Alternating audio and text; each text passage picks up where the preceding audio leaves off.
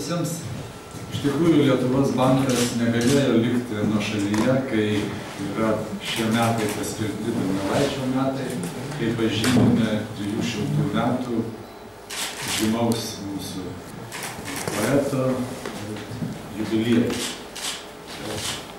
Ta proga pasinaudojame savo turimų priemonių, viena iš savo turimų priemonių, būtent pinigų leidimu. Ir šiandien išleidžiame į apyvartą monetą, sidabro monetą, skirtą poeto 300 metų jubiliejui. Monetos autoriai Tadas Žebrauskas, taip pat gipsinio modelio autorius Giedrius Paulauskis tikrai prisidėjo prie to, kad ši moneta būtų pavykusi. Tiesa, jinai gimė nelengvai, buvo kuriama nelengvai. Rengėm net kelis konkursus. Į pirmą konkursą buvo pateikta 10 darbų, dalyvavo 10 autorių, į antrą konkursą 13 autorių dalyvavo. Na, kol pasiekėm rezultatą, kurį jūs matote prieš savo akis.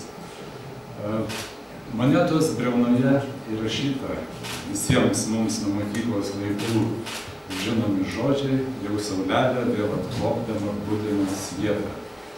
Na, o monetos reverse pavaizduoti visi Lietuvos valstiečių darbai, kuri taip pat kaip ir ta saulelė centre sukasi amžinu ratu.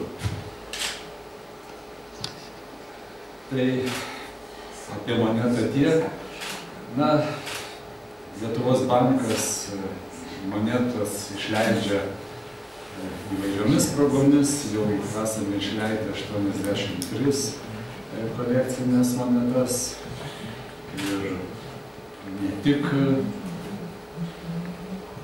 Donelaičiui, bet ir kitiems žymiems Lietuvos kūrėjams, ir Basanavičiui, ir Gabrielei Petkevičiūtei Bitei yra skirta moneta, taip pat Maironiui yra skirta moneta ir daug kitų.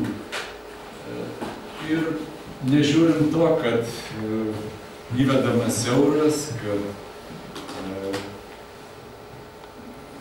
ši moneta dar yra denominuota litais, ta tradicija monetų leidybos bus tęsiama ir toliau.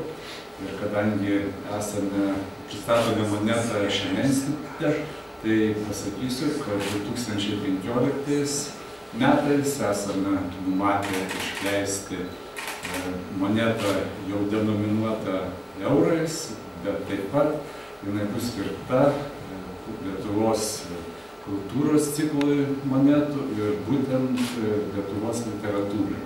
Taip kad tikimės, kad bendradarbiausim ir toliau. Tai gal tiek. Ačiū už dėmesį.